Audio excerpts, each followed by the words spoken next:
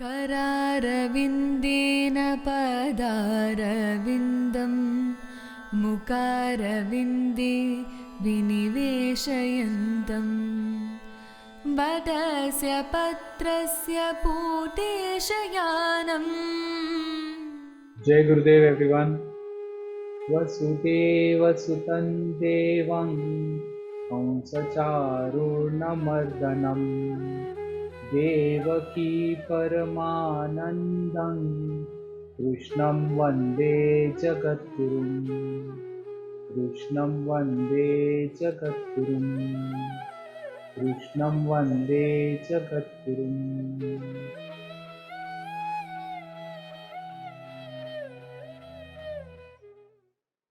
The conversation is getting more and more, interesting. If you see, the first thing is that Arjun is in Vishad Yoga.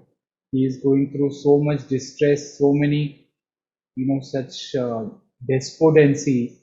But yet Krishna has not put his morale down or pointed anything negative. He is just giving him reasons of why he should not do show.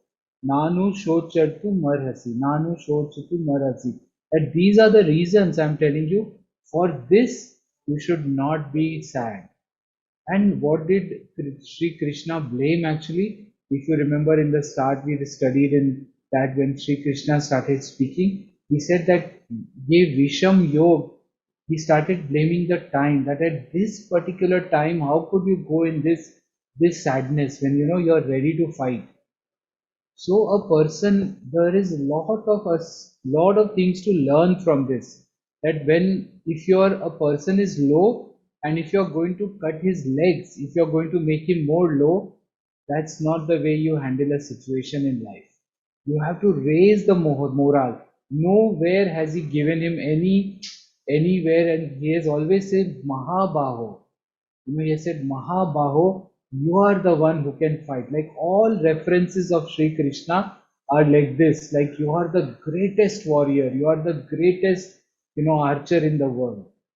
So it gives us great, like somebody was saying that day, that it is the first psychological book in this, really in this world, and this is really true. In your family, in your known people, in your own business, or in your own house, like if somebody is low, you cannot start making the person more low. You need to push the person up. You need to find ways to push the person up. If that is not happening by you, then you are actually adding to the problem, not adding to the solution. You have to add to the solution here. And then now Sri Krishna surprisingly gives a hypothetical statement today. The first statement is like completely hypothetical. He agrees with Arjuna and he says, अथ चैनं नित्यजातं नित्यं वा मन्यसे मृतं तथापि त्वं महाबाहो नैवं शोचितुमर्हसि. So atha is if cha enam, so enam will be soul, so this, it will always be referred to this which is like the soul, jo jeev atma hai. So he says, if you feel that this soul nitya jatam means if it is every time born and it dies, if it is born and it dies, if you feel like that, okay, it is like manya se mritam. If you feel, तुम्हारे मन में ऐसा है, if you feel like that, तुम ये मानते हो, तो भी तथापि तो महाबाहो नैवम शोचितुमर्हसि. Then also it means it is born and it is going to die. So anyways it is going to die. So what is the point in not fighting? And then why are you having so much grief? Anyways it is going to be born and it is going to die. This, if you believe like this, it's completely hypothetical here. Like, he's agreeing with him and telling him this, but he says, if you believe this, then also it is going to die. So it is like every day you see Suryas and you see that sun is rising, you see the sun setting. So you see sun rising, you see sun setting. You believe the sun is rising, you believe the sun is setting. But that is not the absolute truth. The absolute truth is the sun doesn't rise, the sun doesn't set.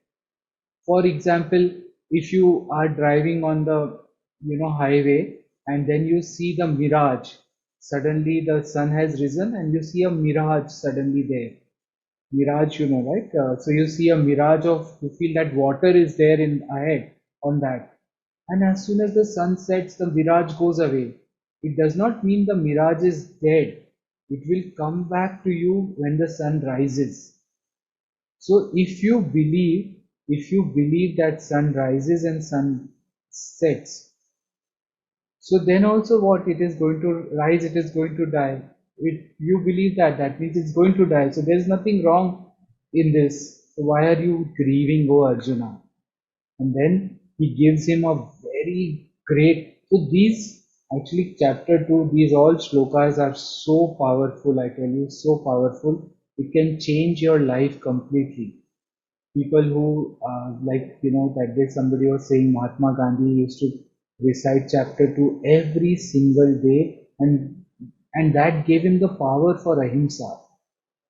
So the next shloka he says that jatasya hi dhruvo mrityur ध्रुवै जन्ममृतस्य च तस्माद् परिहार्येऽर्थे न त्वं शोचितुमर्हसि. Then he gives his complete his basically. So first thing one you have to understand, the earlier was, he said तुम अगर मानते हो ये, some people I know, especially what was that, Zakir Naik, I think he was talking about that. No, in shloka number 26 he says that there is the soul dies. The soul is born and the soul dies. But here he has not considered that. He says manya se mritam in the earlier shloka. He says अगर तुम मानते हो ये बात को कि ये आता है और जाता है, फिर भी उससे क्या डरना, उसको मार सकते हैं. So it is very important that you should have an argument when you stand there, when you contemplate these shlokas. And that is our, remember, that is our purpose, that we come here to make sure that, as Gurudev says, now that manan, then nidhi dhyasa, in that getting it superimposed in your life, like how toothbrush is almost superimposed. You hold it and because you just go into patterns of brushing your teeth. Similarly, this gets superimposed in your life. जातस्य हि ध्रुवो मृत्युर्ध्रुवै जन्ममृतस्य च तस्माद् परिहार्येऽर्थे न त्वं शोचितुमर्हसि. So now he says that जातस्य is who is born, ध्रुवम मृत्यु, उसकी मृत्यु निश्चित है, और जन्म से मृत्यु निश्चित है, और मृत्यु से जन्म भी निश्चित है. ध्रुवम जन्म मृतस्य च, उसका मृत्यु से जन्म भी निश्चित है. तस्माद् परिहार्येऽर्थे. Now this word is very nice. It, अपरिहार्येऽर्थे, this is what is called inevitable. Inevitable. This is inevitable. Like you can't do anything about it. This is inevitable. So therefore, Arjuna, there is nothing to grieve because this is inevitable. It's like he's saying that जैसे पतझड़ हो जाता है, like you have a fall season, all leaves fall. It is inevitable. It will fall. If you see the moon today, you will see that the moon is, at the 9th day of the entire 15-day circle. It is inevitable. It is the 9th day. It is inevitable. Here you can't do anything. Whatever is born will die, and whatever is, dead will be reborn. This is inevitable. You can't do anything about it. And so are also this is also interesting to see this in a point of view of our thoughts, that the past is dead. Let's just bury the past. It's dead. Now the present moment is inevitable. So this shloka is indirectly telling us the present moment is inevitable. This is how it is. This is aparihar, means there is aparihar would be like this is how it is. You know, this is how it is. This is the sort it is. You can't. This is the way it is.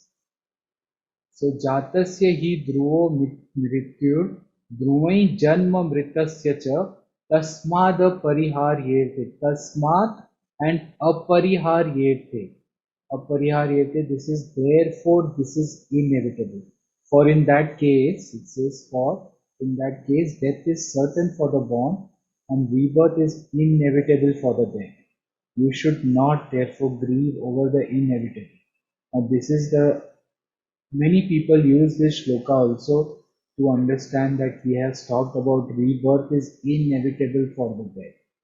Many times people use this shloka as the base for that particular incident. अदरं मधुरं वदनं मधुरं नयनं मधुरं हसितं मधुरम्